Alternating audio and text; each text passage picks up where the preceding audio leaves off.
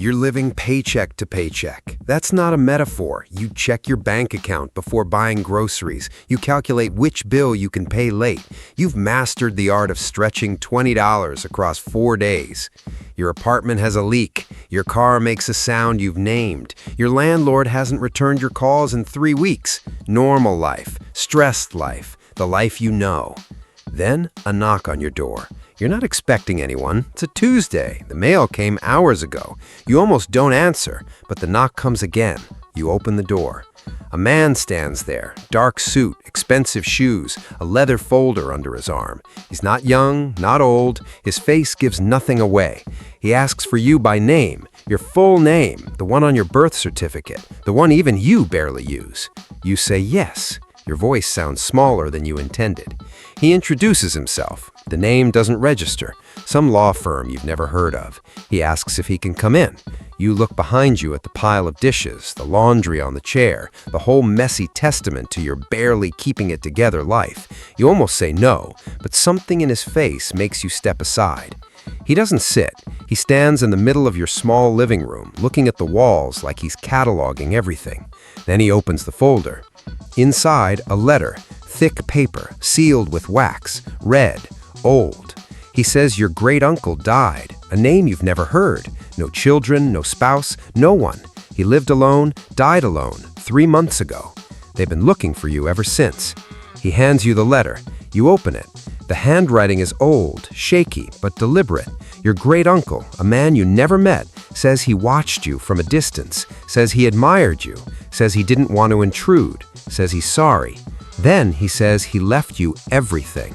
You read the sentence 3 times, then 4. You look at the man. He's not smiling. He's waiting. He's good at waiting. You don't cry, you don't laugh, you don't scream. You just sit. Because nothing prepares you for this. No amount of daydreaming, no lottery fantasies, no what if I won conversations with friends. The reality is not a movie. It's not a montage. It's a man in your living room and a piece of paper and a number that doesn't feel real. The man asks if you have questions. You have 1,000,000. You ask none. He leaves a card. He says to call when you're ready. He says there's no rush. He's wrong. There's all the rush in the world, but you don't say that. You sit on the floor for another hour. The letter in your lap, the card on the table, the number still burning in your mind. The first week is nothing. You don't buy anything, you don't quit your job, you don't tell anyone. You go to work like nothing happened. You sit at your desk, you answer emails, you attend meetings. Everyone around you has no idea that your life has just rearranged itself around a number you can barely comprehend. You still check your old bank account, still flinch at the negative balance. Then you remember, and you laugh. Then you feel guilty for laughing. At night, you stare at the ceiling. You think about your great-uncle. You try to remember if anyone ever mentioned him. No one did. He was a ghost, and now he's your ghost. You try to imagine him, old, alone, sitting in a big house with no one to talk to, writing letters to a nephew he never met, dying with no one beside him. You wonder if that's your future now. Money and loneliness, they seem to go together. You research him, late at night, on your phone, under the blanket. There's not much. A few articles, a mention in a business journal, a photo from a charity event 20 years ago. He looks like you. Same jaw, same eyes, same tired expression. You wonder why he never reached out, why he watched from a distance, why he left everything to a stranger who shares his blood but not his life. You'll never know. That's the part that bothers you most. You tell one person, your best friend, the one who lent you money last year when your car broke down, the one who never asked it for back, the one who brought you soup when you had the flu and didn't make it weird. You invite them over, you make tea, you sit on the same couch where you've cried, laughed, fallen asleep, and pretended everything was fine. You tell them. Their face changes. You watch it happen. First, disbelief. They think you're joking. Then shock. They realize you're not. Then something else, something you can't name, something that looks like distance. They say congratulations. They hug you. They say they're happy for you. But something in their voice is different. Something in their eyes has shifted. You can't put your finger on it, but you feel it. You realize something. In that moment, you've just lost something. You don't know what yet. You don't know how much, but something is gone. That night, you lie awake. You think about telling other people, your parents, your coworkers, that one guy from college who still sends you memes. You decide not to. Not yet. Maybe not ever. The money isn't a gift. It's a secret. And secrets are heavy. You finally buy something. Not a mansion, not a sports car, not anything that would make someone look twice. You buy a new phone. Your old one had a cracked screen. You've been living with it for a year. You could have fixed it. You just never had the extra cash. You buy it without checking your balance, without calculating, without guilt. It feels strange, wrong almost, like you've done something illegal. You keep waiting for someone to tap your shoulder and say, "Excuse me, you can't afford that." No one does. You buy new clothes. Not designer, just clothes that fit, clothes without holes, clothes you don't have to turn inside out to hide the stain. You look in the mirror. You look the same, but different. You can't explain it. You move, not to a mansion, to an apartment without mold, without a leak, without a landlord who ignores you. A place with light, a place where you can breathe. The first night, you sit on the floor. The rooms are empty, no furniture yet, just you and the space. It's the quietest you've ever heard. You think about your great uncle, all those rooms, all that space, all that quiet. You wonder if he sat on the floor too, if he felt the same strange loneliness. Maybe that's why he left you everything. Not to make you rich, to keep you company. People start to notice. Not the money, they don't know about that. They notice you. You're different, calmer, less stressed. You laugh more. You say no more often. Your coworkers ask if you're okay. You say you're fine. You are, but you can't explain why. The ones who know, the ones you've told, they treat you differently. You see it now. The ones who used to give you honest opinions now agree with everything. The ones who used to tease you now tread carefully. You wonder if you're imagining it. You're not. You try to give money away. It's harder than it looks. Nonprofits need paperwork. Friends get weird. Family gets expectations. You give to a local shelter, small amount, anonymous. No one knows it was you. It's the best you've felt in weeks. You think about doing more, a scholarship, a fund, something that outlasts you, something that makes the money mean something. Your great uncle didn't have that. He just had houses and accounts and loneliness. You don't want that. You want to be different, but you're not sure how. People find out. They always do. A leaked document, a friend of a friend, someone who knows someone. Your phone starts ringing, numbers you don't recognize, distant cousins you've never met, old classmates who never spoke to you, people with business ideas and investment opportunities and emergencies. You stop answering. You change your number. They find the new one. You learn to say no.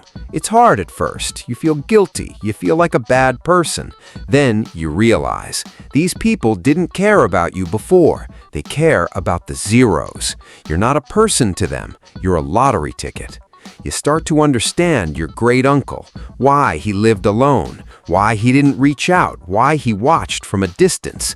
Maybe he wasn't lonely. Maybe he was protecting himself. You find his journals in the back of a closet in a house you almost sold, a box of notebooks. His handwriting, small and neat, filling page after page. You read them slowly, one entry at a time. You don't want to rush. He writes about the money, how it came to him, how he didn't ask for it, how it changed everything. He writes about the people who left, the ones who stayed for the wrong reasons, the ones he had to push away. He writes about you, mentions you for the first time when you're 12. He saw you at a school event. You didn't see him. He was in the back, watching.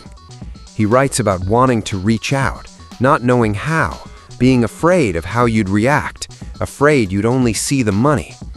His last entry is short, dated 3 days before he died. I hope whoever reads this uses it better than I did. I hope they find what I couldn't. I hope they're less afraid. You close the journal. You sit in the quiet. You're not alone anymore, not really. You have him. In a strange way, you have each other. You decide what to do. Not with all of it, just some of it. You start a scholarship for kids like you, the ones who never saw it coming, the ones who deserve a break but don't know how to ask. You fund it anonymously. No name, no photo, no press conference, just a letter to the first student explaining that someone out there believes in them. You keep your job, not because you need it, because you want it, because it's yours, because you earned it before anyone knew your name. You move again, a house this time, not a mansion, a house with a garden, a house where you can grow things. You invite your best friend over, the one who was weird at first. They're not weird anymore. They figured it out. They realized you're still you. You sit in the garden. You drink tea. You laugh about old times. You don't talk about the money. It's the best afternoon you've had in years. It's been a year, maybe more. You've stopped counting. You're different now, not because of what you bought, because of what you learned. You learned that money doesn't fix you. It just makes your problems quieter. The same anxieties, the same doubts, the same empty nights. They're still there, just softer. You learned that people are complicated. The ones who stay are gold. The ones who leave were never yours. You learned that your great uncle wasn't a ghost. He was a person, scared, lonely, trying his best. You're not scared anymore. Not of the money, not of the quiet, not of being alone. You talk to him sometimes, out loud, in the garden, telling him about your day, about the scholarship kids, about the garden you're growing. You think he'd like it. Here's what no one tells you about becoming a secret billionaire's heir. It's not about the money. It's about finding out who you are when you no longer have to struggle, when the survival mode turns off, when the only thing left is you. Some people become worse. Some become better. Most just become more themselves. You discovered that money is not the dream. The dream was wanting. The dream was the hope that someday things would be easier. Now they're easier, and you're still here, still you, still figuring it out. You think about your great uncle's last words, "Use it better than I did." You're trying, you really are. The scholarship kids don't know your name. The shelter doesn't know who wrote the check. The garden doesn't care where the seeds came from. That's the point. The money is not the point. The point is what you do with the quiet afterward. You sit in the garden. The sun is setting. The birds are loud. You're not lonely anymore. You have him. You have yourself. You have the garden. That's enough. That's more than enough. If you get that knock someday, the letter, the lawyer, the impossible number, just remember, the money is not the point. The point is what you do after the quiet settles, who you become when no one is watching, what you grow in the space between the zeros. You're not a lottery ticket, you're a person, and persons can choose. Your great uncle chose you. Now, you choose. What will you do with the quiet? If you got that knock, what would you do first? Comment below. And if this story hit something in you, share it with someone who needs to hear it.